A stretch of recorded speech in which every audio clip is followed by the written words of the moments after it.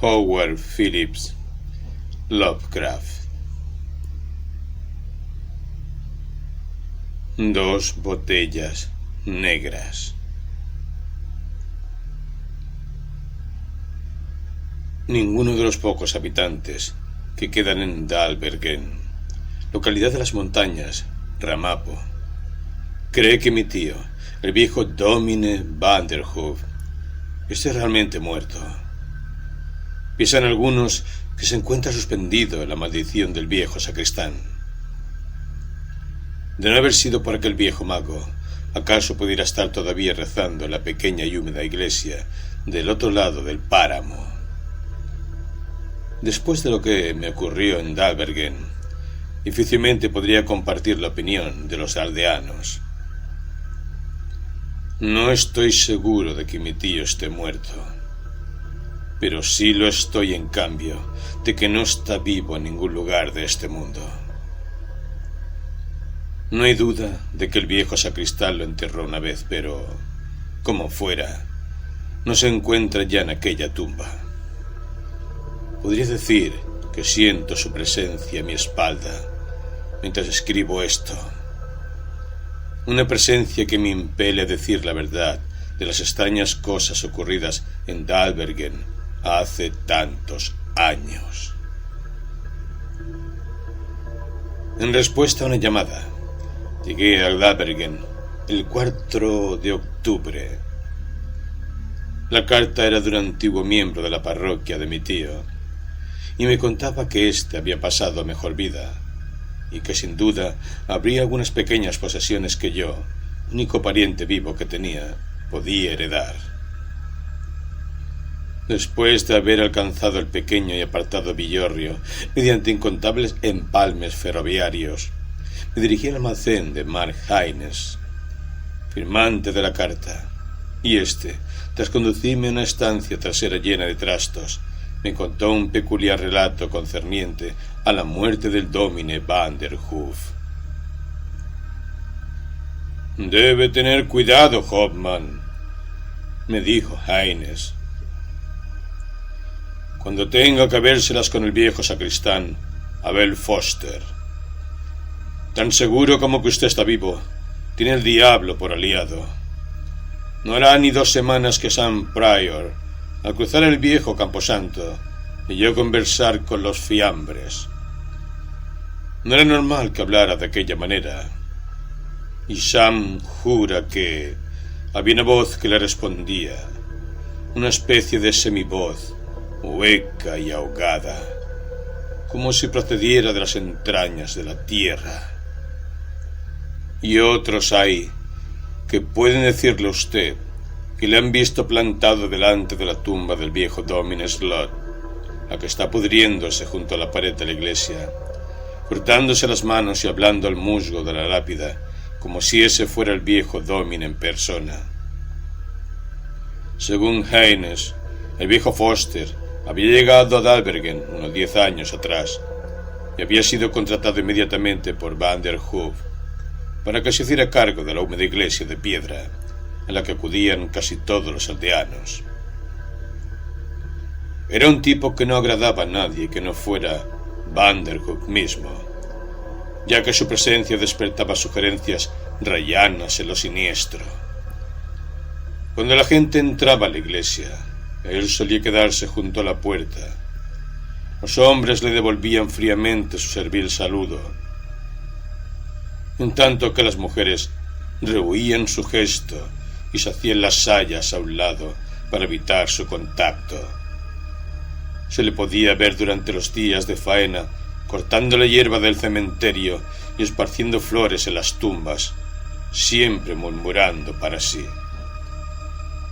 Algunos se dieron cuenta de que prestaban atención especial a la tumba del reverendo William Slot, primer pastor de la iglesia en 1701.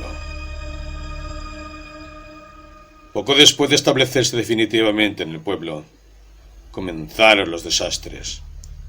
Primero fue lo del agotamiento de la mina de la montaña, donde trabajaban casi todos los hombres. El hierro se acabó, y muchos desempleados se trasladaron a otros sitios más rentables, mientras que los que poseían ciertas extensiones de terreno por los alrededores se dedicaron al trabajo de granja y se las arreglaron como pudieron para vivir en las laderas rocosas. Luego ocurrieron aquellas cosas en la iglesia. Se susurraba que el reverendo Johannes Vanderhoof había hecho un pacto con el diablo y que predicaba la palabra de éste en la casa de Dios. Sus sermones se volvieron extravagantes y grotescos, aderezados con cosas siniestras que la gente ignorante de Dalbergen no comprendía. Transportaba a su auditorio a edades de miedo y superstición, a regiones de espíritus odiosos e invisibles, poblando su fantasía de fantasmas nocturnos. Poco a poco fue mermando la parroquia, mientras que los más ancianos y los diáconos le rogaban en vano que cambiara el tema de sus sermones. Aunque el viejo prometía hacerlo, parecía estar sometido a algún poder superior que le obligaba a hacer su voluntad. De estatura gigantesca, Johannes Vanderhoof era reputado como débil de espíritu y tímido, y sin embargo, aunque fue amenazado con la expulsión, continuó sus sermones espantosos hasta que no quedó en la mañana del domingo más que un pequeño puñado de oyentes. Al no haber mucho dinero, resultaba imposible llamar a otro pastor, y llegó el momento que ningún aldeano se atrevió a acercarse a la iglesia. Lo mismo ocurrió con la rectoría adjunta. El miedo a las fuerzas espectrales con las que Vanderhoof parecía haber pactado campaba por doquier. Mi tío continuó diciéndome, Marheines siguió viviendo la rectoría porque no había nadie con valentía suficiente como para decirle que se marchara. Nadie volvió a verlo, pero las luces eran visibles por la noche en la rectoría y hasta podían entreverse en la misma iglesia de vez en cuando. Por todo el pueblo se susurraba que Vanderhoof predicaba regularmente en la iglesia todos los domingos por la mañana, sin que hubiera advertido que las naves estaban vacías. Solo el viejo sacristán estaba con él. Vivía en la parte trasera de la iglesia, cuidaba de Vanderhoof y hacía visitas semanales al pueblo para comprar provisiones. Ya no se inclinaba ante nadie servilmente. Lejos de ello parecía incubar algún odio demoníaco que no se cuidaba mucho de ocultar. No hablaba con nadie salvo con quien era necesario al efectuar sus compras, y cuando caminaba por la calle ayudado de un bastón con el que golpeaba el empedrado irregular, miraba derecha e izquierda con los ojos llenos de maldad. Combado y arrugado por la edad, cualquiera podía notar su presencia cuando se acercaba. Tan poderosa era aquella personalidad que, según los rumores, había hecho que Vanderhoof se pusiera bajo la tutela del diablo. Ningún ciudadano de Dalbergen dudaba que Abel Foster fuera en el fondo la causa de la malaventura de la aldea. Pero nadie se atrevía a mover un dedo contra él, ni tan siquiera a aproximársele sin sentir escalofríos. Su nombre, así como el de Vanderhoof, no era mencionado nunca en voz alta. Siempre que se sacaba a colación la iglesia que estaba del otro lado del páramo, se hacía entre susurros, y se ocurría que la conversación era por la noche. Los susurradores lanzaban miradas de desconfianza por encima del hombro para asegurarse de que no había nada informe o siniestro en la oscuridad que pudiera ser testigo de sus palabras. El camposanto seguía tan verde y hermoso como cuando la iglesia estaba en funcionamiento, y había flores en las tumbas tan cuidadosamente dispuestas como en tiempos pasados. A veces podía verse trabajar allí al viejo sacristán, como si todavía recibiera algún estipendio por sus servicios, y quienes se atrevían a acercarse decían que mantenía una continua conversación con el diablo y los espíritus que rondaban dentro de las tapias del cementerio.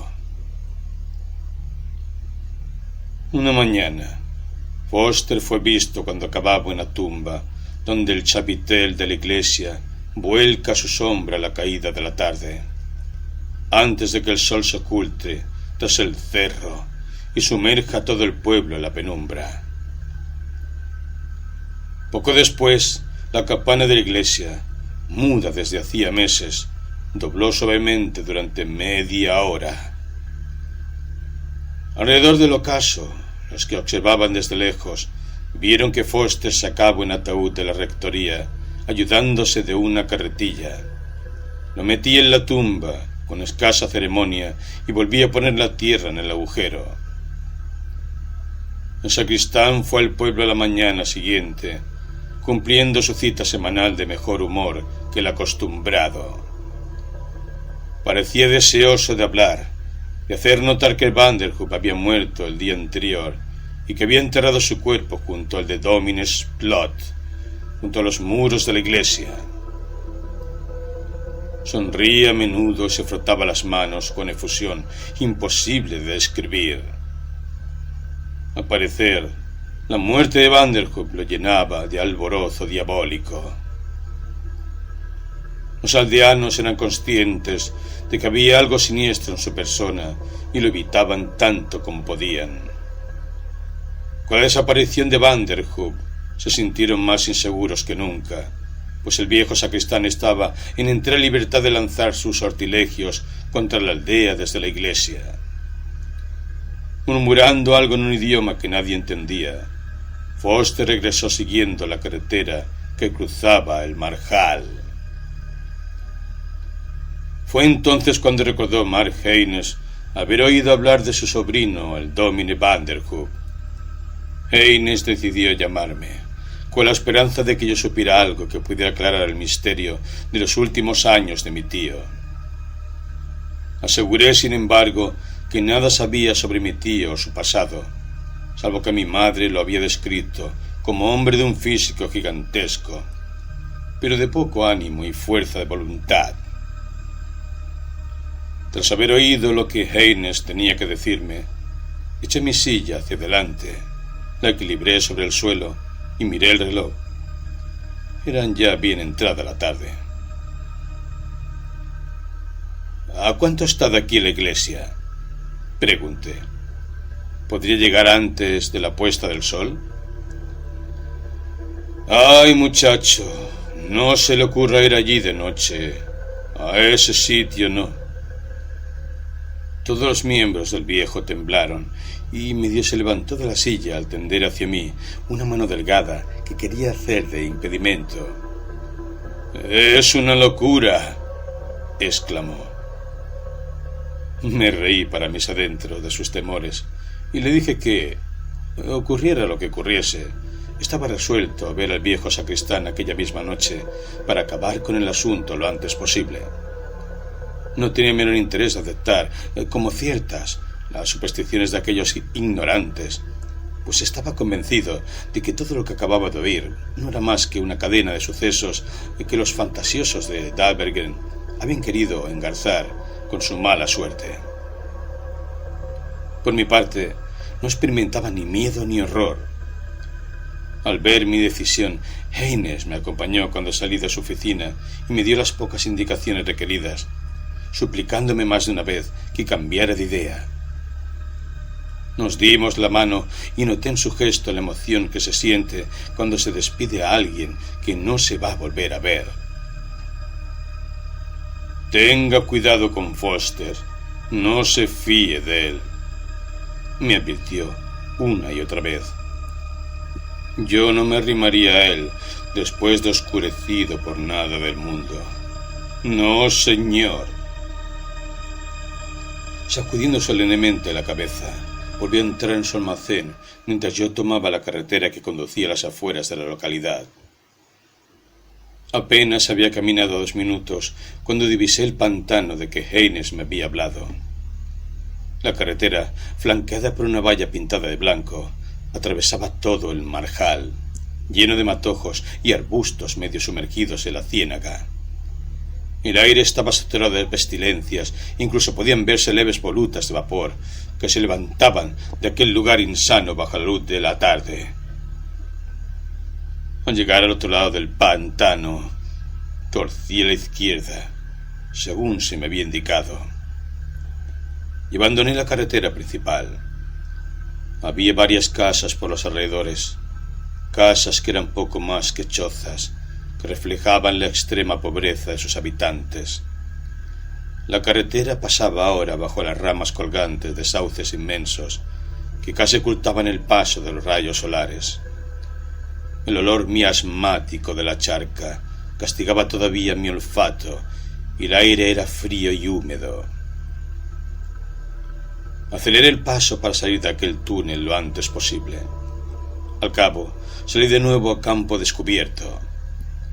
El sol, a la sazón como una bola roja que pendiera sobre la cresta de la montaña, comenzaba a hundirse lentamente. Y entonces vi, bañada por una iridiscencia ensangrentada, la fachada de la iglesia solitaria. Comencé a experimentar la sensación siniestra que había mencionado Heines, aquel sentimiento de miedo que obligaba a todo Dalbergen a habitar el lugar. La misma armazón pétrea de la iglesia, con su campanario sin aguja, me parecía como un ídolo ante el que las lápidas circundantes se inclinaran y rindieran pleitesía, con sus puntas arqueadas como los hombros de una persona que permaneciera de rodillas, mientras que el conjunto de la vieja rectoría se alzaba como un alma en pena. Reduje el paso nada más entrar en el escenario. El sol estaba desapareciendo tras la montaña rápidamente, y el aire húmedo me producía escalofríos. Me subí el cuello del abrigo y seguí andando. Al lanzar una nueva mirada escudriñadora, me percaté de algo. Había un objeto blanco protegido por la sombra de la iglesia, un objeto que me pareció exento de forma definida. Aguzando la vista a medida que me aproximaba, vi que se trataba de una cruz de madera nueva que coronaba un montoncillo de tierra removida hacía poco. El descubrimiento me produjo un nuevo escalofrío. Me percaté de que debía de ser la tumba de mi tío, pero algo me dijo que no era igual que las tumbas que había junto a ella. No parecía la tumba de un muerto. En cierto modo intangible, se hubiera dicho que era una tumba viva, si es que puede calificarse de viva una tumba. Muy pegada a ella, según vi al acercarme, había otra tumba, un montículo viejo con una losa desmoronada encima. Pensé que se trataba de la tumba del Domine Slot, recordando la historia que me contara Heines. No había señales de vida por los alrededores. Bajo la luz del atardecer subí al terraplén en que se alzaba la rectoría y golpeé en la puerta. No hubo respuesta. Rodeé el edificio y miré por las ventanas. El lugar entero parecía desierto. La sombra de las montañas había hecho caer la noche con la repentina ocultación del sol. Me di cuenta de que podía ver poco más que lo que estaba a unos pies delante de mí. Avanzando con mucha precaución, doblé una esquina del edificio y me detuve, preguntándome qué haría a continuación. Todo estaba en calma. No había ni el menor soplo de viento, ni tampoco oía los ruidos que suelen hacer los animales en sus refugios nocturnos. Todo lo odioso parecía haberse esfumado, pero en presencia de una calma tan sepulcral afloraron de nuevo mis aprehensiones. Imaginé que el aire estaba lleno de espíritus fantasmales que me rodeaban y hacían el aire casi irresistible. Me pregunté, por centésima vez, ¿dónde estaría el viejo sacristán? Allí estaba yo, medio esperando que brotara algún demonio de las sombras, cuando advertí el resplandor de dos ventanas iluminadas en la torre de la iglesia. Recordé entonces que Heines me había dicho que Foster vivía en la parte trasera del edificio. Avanzando con cautela en la negrura, di con una puerta lateral entornada. El interior olía a moho. Todo lo que toqué estaba cubierto de humedad fría. Encendí una cerilla y me puse a explorar, a fin de descubrir, si podía, un camino que me llevara al camposanto. Entonces me detuve en seco. Por encima de mí se deslizó un retazo de canción ruidosa y obscena, entonada con una voz profundamente gutural. La cerilla me quemó los dedos y la apagué. 2 alfileres de luz taladraron en la oscuridad en el muro delantero de la iglesia, y debajo de ellos, a un lado, pude ver el perfil de una puerta por cuyas grietas se filtraba la luz. La canción cesó tan bruscamente como había comenzado, y de nuevo reinó el silencio. El corazón me latía con fuerza, y la sangre me presionaba en las sienes. De no haber estado petrificado por el miedo, habría salido de estampida inmediatamente. No me entretuve en encender otra cerilla. Seguí caminando en la oscuridad hasta que llegué ante la puerta. Tan profunda era la depresión de mi ánimo que me pareció estar comportándome como en un sueño. Mis actos eran casi involuntarios. La puerta estaba cerrada, según descubrí al manipular el pomo. La golpeé unas cuantas veces, pero no tuve respuesta. El silencio era tan completo como antes.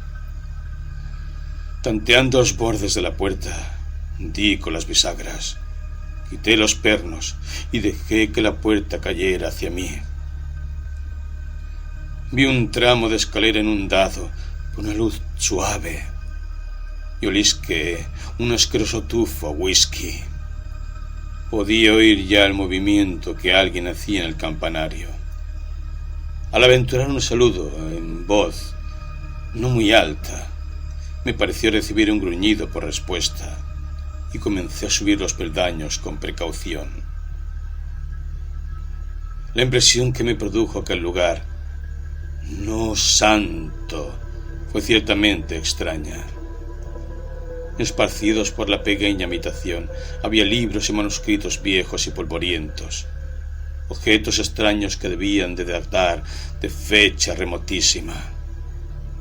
Colocados en estantes que llegaban al techo, pude ver cosas horribles en frascos y botellas de cristal.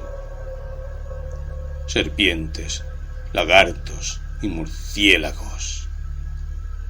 El polvo, el moho y las telarañas lo llenaban todo. En el centro, detrás de una mesa en la que había un candil encendido, una botella de whisky casi vacía y un vaso, había una figura inmóvil con cara arrugada y delgada y ojos feroces que me miraban con mirada muerta. Reconocí enseguida a Abel Foster, el viejo sacristán. Cuando me aproximé temerosamente a él, no hizo el menor movimiento ni articuló ningún sonido. ¿El señor Foster?, pregunté, temblando con miedo, sin cuento, al oír el eco de mi voz resonando en los estrechos confines de la estancia. No hubo respuesta, ni tampoco ningún movimiento. Me pregunté si no estaría tan borracho que se hubiera vuelto insensible. Rodeé la mesa para sacudirlo por el hombro. Nada más ponerle la mano encima, el extraño viejo saltó de la silla con un espasmo de terror. Sus ojos, que mantenían aún la mirada perdida, me buscaron. Retrocedió haciendo aspavientos.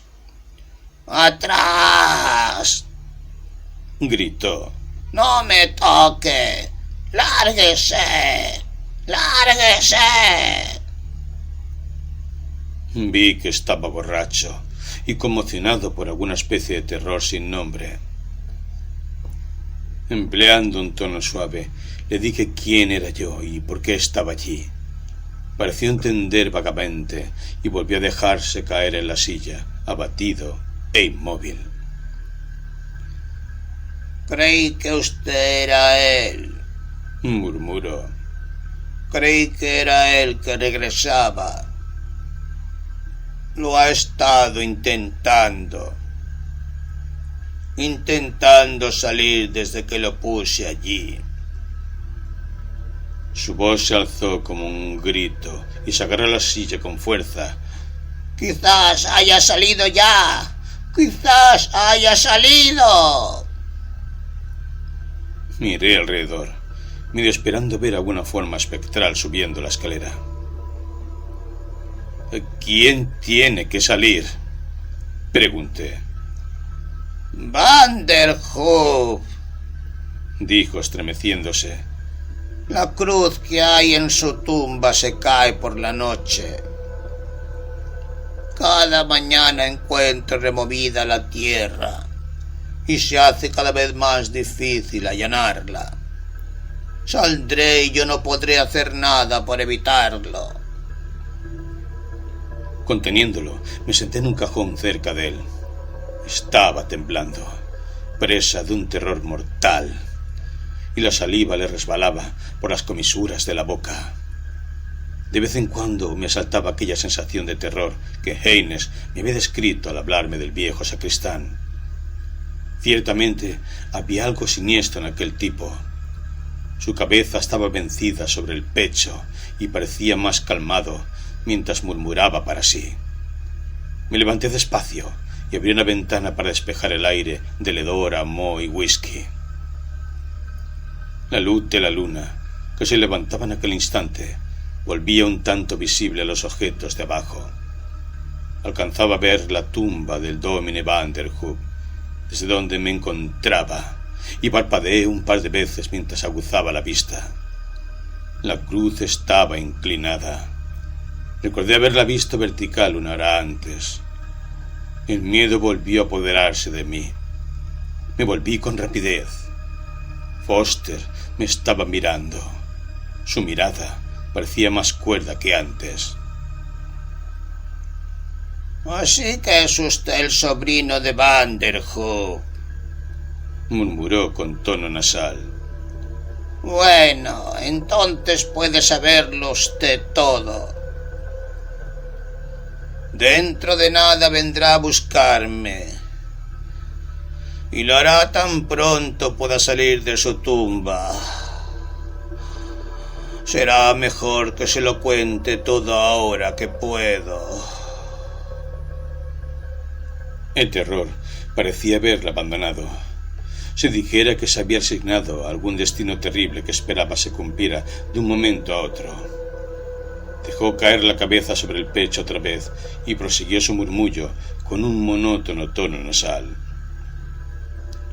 ¿Ve todos estos libros y papeles? Bueno, pues pertenecen al Dómine Slot. Al Dómine Slot, que estuvo aquí hace años. Todas estas cosas sirven para hacer magia. La magia negra que el viejo Dómine sabía hacer antes de llegar a este lugar. Solía quemarlas y hervirlas con aceite para ver qué pasaba. Pero el viejo Slot sabía cosas y no fue decírselo a nadie. Sí, señor. El viejo Slot solía predicar aquí hace varias generaciones y solía subir a este sitio para estudiar sus libros. Y usaba todas esas cosas de los frascos. Y pronunciaba frases mágicas y otras cosas, pero no dejaba que nadie lo supiera. ¡No! Nadie sabía nada salvo el Dómine Slot y yo. ¿Usted? Le solté, al tiempo que me inclinaba hacia él. Eso es. Yo. Después de lo que aprendí. Y al decirlo, su rostro formó ciertas arrugas de truhanería. Cuando vine aquí para hacer de sacristán, me encontré con todas estas cosas y acostumbraba a leerlas cuando no tenía nada que hacer. Así que pronto lo supe todo. El viejo siguió su historia, mientras yo escuchaba atónito. Me dijo que había aprendido las difíciles fórmulas de la demonología, así que, mediante encantamientos, podía formular sortilegios que afectaban a los seres humanos. Había practicado horribles ritos ocultos propios de un credo infernal, lanzando el anatema sobre la aldea y sus habitantes. Enloquecido de deseo, quiso hacer caer a la iglesia bajo sus hechizos, pero el poder de Dios era demasiado fuerte. Dado que Johannes Vanderhoof era débil de voluntad, lo embrujó para que predicara sermones extraños y místicos que llevaran el miedo a los sencillos corazones de las gentes del lugar. Desde aquella habitación del campanario, dijo, detrás de una pintura de la tentación de Jesús que adornaba la pared trasera de la iglesia, observaba a Vanderhoof mientras éste predicaba, por medio de ciertos agujeros que correspondían a los ojos del diablo en la pintura. Aterrorizada por las extrañas cosas que sucedían, la congregación fue disolviéndose, y Foster se encontró con que podía hacer lo que le venía en gana en la iglesia y con Vanderhoof. Pero, ¿qué le hizo a él? Pregunté con voz hueca cuando el viejo sacristán hizo una pausa. Rompió a reír con un cloqueo y echó hacia atrás la cabeza con alegría de borracho. Cogí su alma, aulló en un tono que me hizo temblar. Cogí su alma y la puse en una botella, en una botellita negra, y lo enterré. Pero no tiene alma, y no puede ir ni al cielo ni al infierno. Por eso intenta ir tras ella. Por eso quiere salir ahora de su tumba. Es un hombre muy fuerte, y puedo oírle mientras se abre paso en la fosa. Según hablaba, me convencía cada vez más de que me estaba contando la verdad, y no una fantasía alcohólica. Cada detalle encajaba con lo que Haynes me había dicho. El miedo crecía en mi interior a pasos agigantados. Delante de aquel viejo brujo, sacudido por una risa demoníaca, me sentí tentado de lanzarme escaleras abajo y salir zumbando de aquellos alrededores maldecidos. Para calmarme, me levanté y me acerqué de nuevo a la ventana. Los ojos estuvieron a punto de salírseme de las órbitas cuando vi que la cruz de la tumba de Vanderhoof había acortado su ángulo con el suelo desde la última vez que la viera. Apenas alcanzaba ya 45 grados. ¿No podríamos sacar a Vanderhoof y devolverle su alma? Pregunté casi sin aliento, intuyendo que había que hacer algo enseguida. El viejo se levantó lleno de espanto. ¡No! ¡No! ¡No! Gritó. ¡Me mataría! He olvidado la fórmula. Si sale, vivirá aunque sea sin alma. Nos mataría a ambos.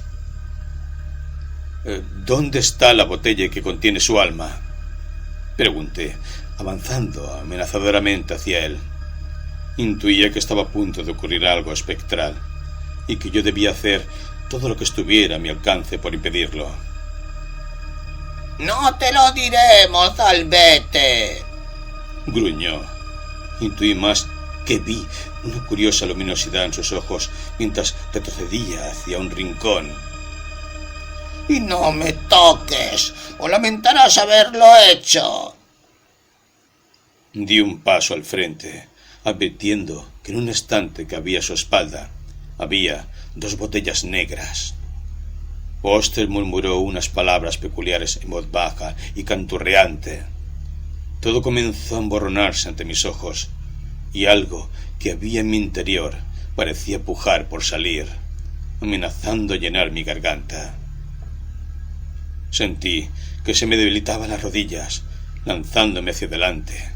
Agarré por el cuello al viejo sacristán y con la mano que me quedaba libre traté de coger las botellas. Pero el viejo cayó hacia atrás. Golpeó con el pie una de las botellas y ésta cayó al suelo mientras me hacía con la otra. Hubo un brote de llama azul y un olor sulfuroso llenó la habitación. De los vidrios rotos surgió un vapor blanco que se lanzó hacia la ventana. ¡Maldito seas, ladrón!, dijo una voz que parecía lejana y apagada. Foster, a quien había soltado en el momento de romperse la botella, estaba acurrucado contra la pared y daba la sensación de ser más menudo y estar más amedrentado que antes.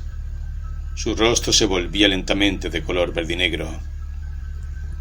¡Maldito seas!, dijo la voz de nuevo, que sonó muy extraña para proceder de sus labios. Estoy perdido.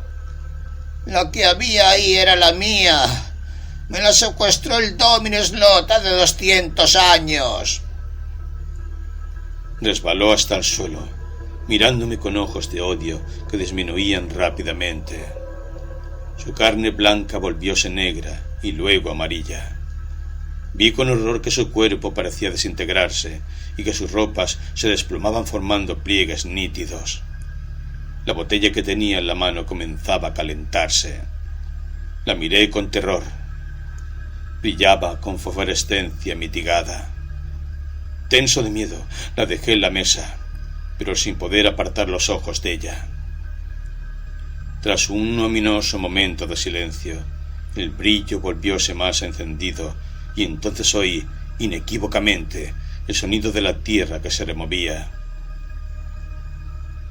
Boqueando, miré por la ventana. La luna estaba bien alta ya, y a su luz alcancé a ver que la cruz de la tumba de Vanderhoof estaba completamente caída. Volví a oír el ruido de la tierra, y ya incapaz de dominarme, me lancé escaleras abajo y corrí hasta llegar a la puerta. Cayendo una y otra vez mientras corría por el terreno desigual, me sentía espoleado por un terror abyecto. Al llegar al comienzo del Otero, a la entrada del sombrío túnel que se abría bajo los sauces, oí un horrible crujido a mis espaldas. Me volví y miré hacia la iglesia. El muro reflejaba la luz de la luna y recortada sobre él vi una sombra gigantesca y negra que salía de la tumba de mi tío y corría tambaleándose hacia la iglesia. A la mañana siguiente conté todo a un grupo de aldeanos en el almacén de Haynes. Se miraron entre sí con leves sonrisas mientras duró el relato, pero cuando les insinué que me acompañaran, se deshicieron en excusas. Aunque su credulidad parecía tener límites, no querían correr riesgos. Les informé de que iría solo, aunque debo confesar que el proyecto no me entusiasmaba. Nada más salir del almacén, un viejo de barba larga y blanca corrió tras de mí y me cogió de un brazo. «Yo te acompañaré, chaval», dijo. «Creo que mi abuelo me dijo algo cierta vez sobre lo que le había pasado al viejo Domin Slot. Me han dicho que fue un tipo raro, pero Vanderhoof fue mucho peor». La tumba del Domin Vanderhoof estaba abierta y vacía.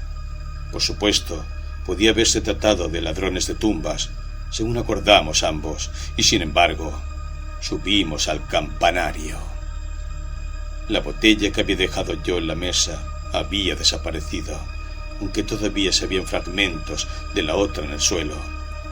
Y sobre el montoncillo de polvo negro y ropa arrugada que había sido Abel Foster, se advertían ciertas huellas gigantescas. Después de echar una ojeada a libros y papeles de la estancia, los llevamos abajo y los quemamos, por tratarse de cosa profana e impura. Con un azadón que encontramos en el sótano, llenamos la tumba de Johannes Vanderhoof y, como por un presentimiento, arrojamos la cruz caída a las llamas. Las viejas comadres dicen que, cuando hay luna llena, en los alrededores de la iglesia se pasea una gigantesca y extraña figura que porta una botella en la mano y busca algo que nadie recuerda. Ya.